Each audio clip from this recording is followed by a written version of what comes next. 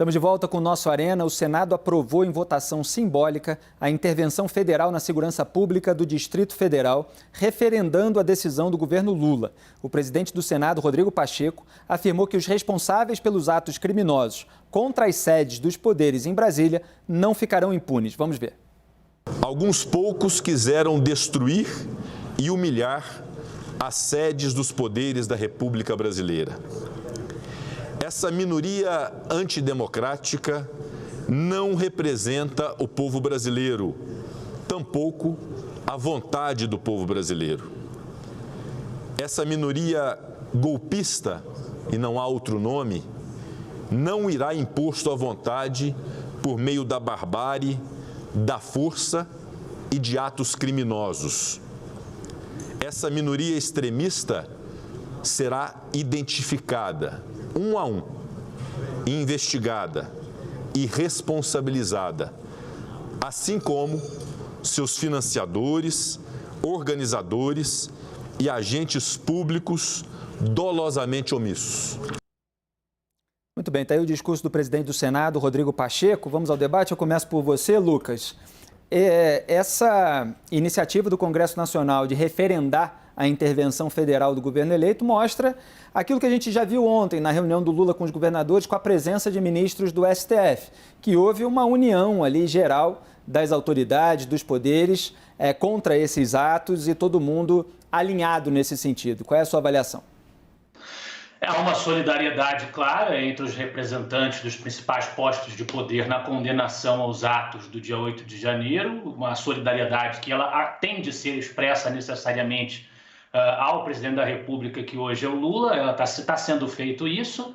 Existe essa união em torno da preservação das instituições, da defesa da integridade das instituições, pelo menos a mensagem que se tenta passar. E a mensagem no seu espírito está correta. O Rodrigo Pacheco, o que ele disse, nenhum reparo a fazer quanto a isso.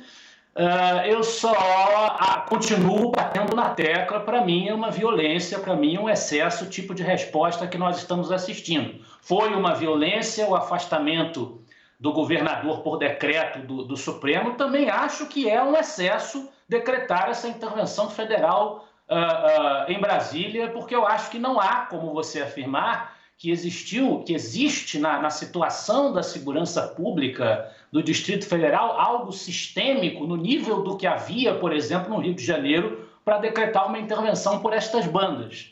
Para mim, estão acontecendo excessos na resposta que os ocupantes dos postos institucionais estão dando a essa situação. E uma outra coisa que eu não posso deixar de enfatizar. É muito complicado nós falarmos em pacificação, em conciliação, em defesa das instituições, quando nós temos ministros do Supremo que falaram que o Supremo é um poder moderador, um poder que sequer existe nos nossos dispositivos constitucionais, quando nós temos ministros do Supremo censurando parlamentares e suprimindo contas de parlamentares, quando nós temos o Supremo fazendo censura prévia de documentário. Esse comportamento vindo de dentro de quem ocupa postos de poder, para mim é um comportamento antes subversor do que pacificador. Então eu acho que é preciso cobrar dessas figuras que têm o poder na mão, que realmente têm impacto nas nossas vidas, é preciso cobrar delas que elas tenham uma postura condizente com esse discurso de união, de conciliação nacional, de pacificação. Não adianta apenas apontar o dedo para terceiros. Deem o exemplo. Bruno, você vê excesso na intervenção federal? Porque a gente viu a omissão policial. A gente viu aquela cena mais vergonhosa da fileira de policiais se deixando permear por aquela horda que eu chamei de maus perdedores, aqueles invasores que depredaram patrimônio público. A gente colocou nos blocos anteriores, com as suas observações, que não foi uma surpresa, que essas pessoas não são invisíveis, que elas estavam chegando, tinha ônibus, são muitas pessoas.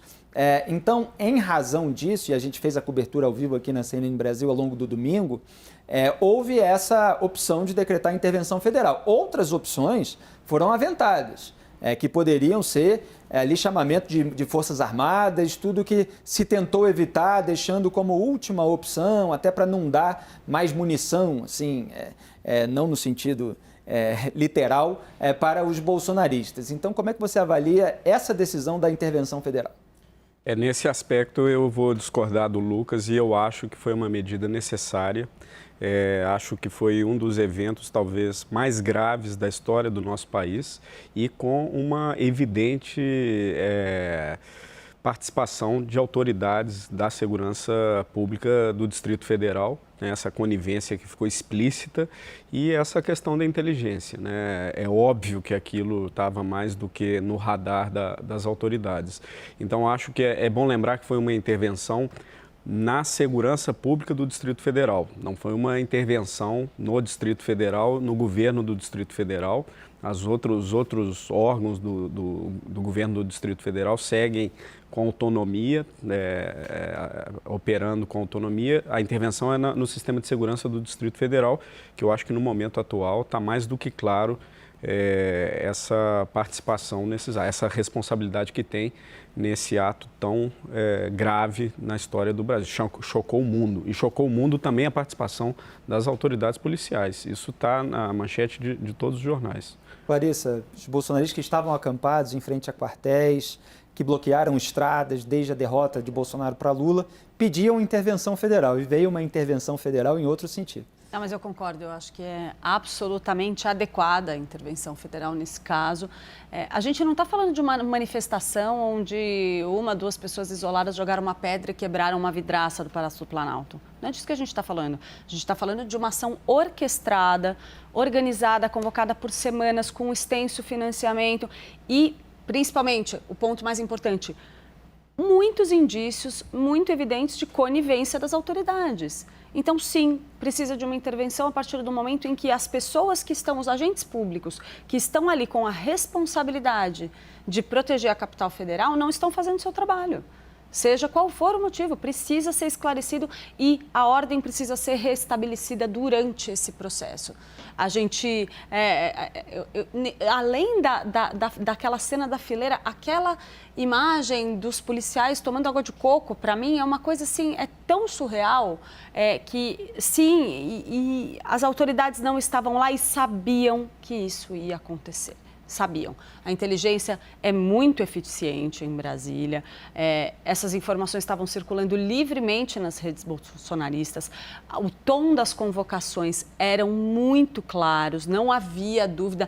Não foi uma histeria coletiva que tomou de repente essa turma. Não, foi um ato orquestrado, gravíssimo, com repercussão internacional, que interfere na reputação do Brasil no mundo inteiro. Sim, precisa de uma intervenção federal, acho que a decisão foi acertadíssima e não vejo nenhuma sombra de dúvida em cima disso. Vamos lembrar que o Ibanez Rocha, governador agora afastado por decisão do ministro Alexandre de Moraes, chegou a pedir desculpas no domingo, quando sentiu justamente que a repercussão estava negativa e estava se ampliando cada vez mais. Hélio, a intervenção foi positiva, ela foi correta? Olha, Felipe, está claro que houve uma falha enorme na segurança pública do Distrito Federal. Houve negligência, porque havia muito pouca gente, havia informação, não só para o governo do Distrito Federal, mas também para o ministro da Justiça, Flávio Dino, para o Ministério da Defesa, né, o Múcio. Então, todos eles sabiam que havia esse risco, estava lá explicitado nos relatórios. Então, houve clara negligência no governo, na segurança do Distrito Federal.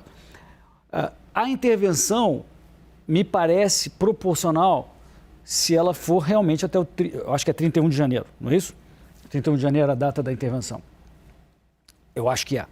Até lá, acho que já está muito claro, né? Já está controlada a situação.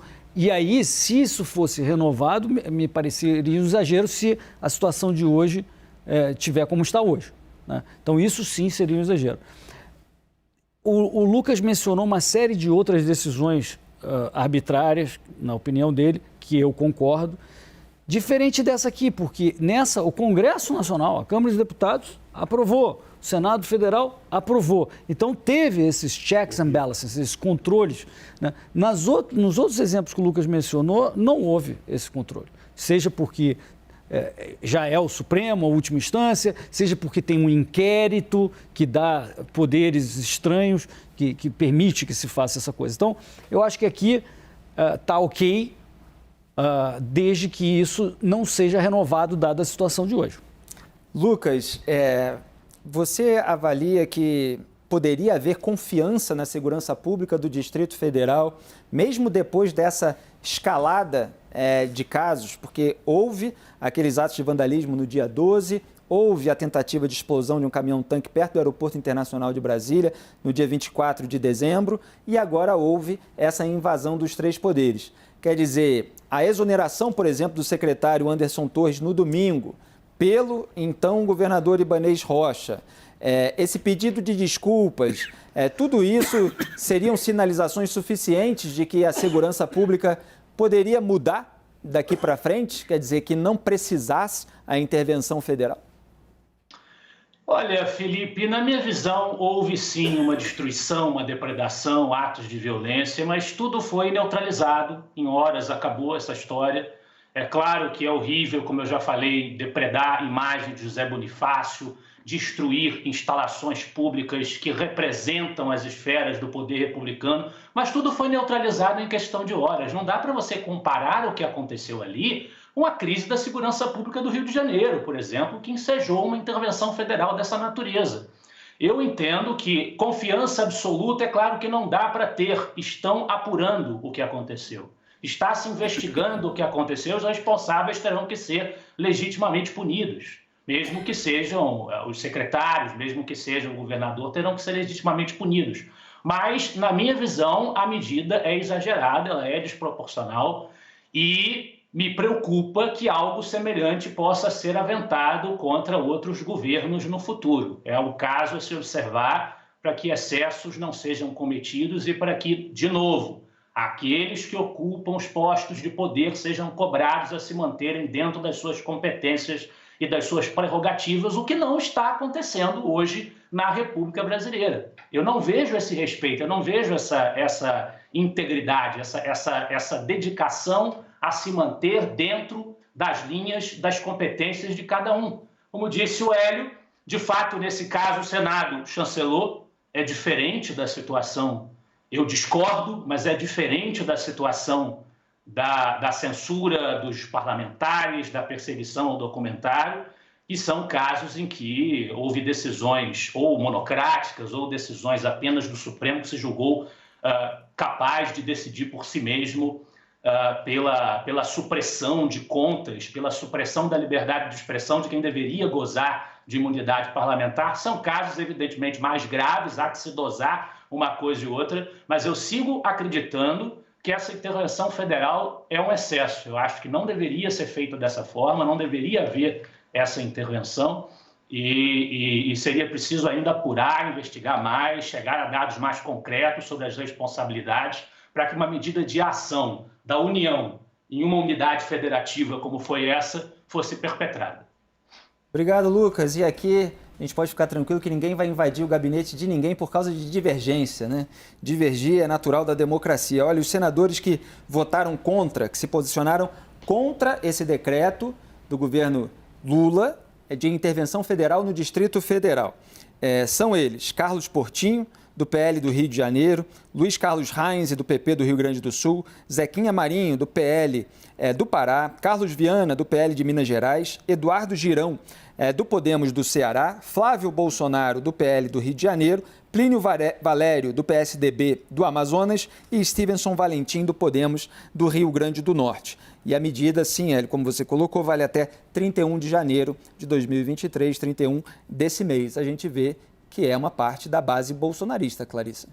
É lógico, né? Ali é um grupo que se mantém mais fiel ao presidente Jair Bolsonaro, liderado, obviamente, pelo filho dele, acho que aí não tem nenhuma surpresa, mas chama atenção que é um placar extremamente desfavorável a esse grupo bolsonarista, né? Então, a gente tem que observar que, como a gente falou, o bolsonarismo radical está favorecendo o atual governo, está favorecendo, cria ali uma imagem, uma cena muito clara de união entre os poderes, quando a gente está vindo de um governo que se bateu com os outros poderes de forma sistemática.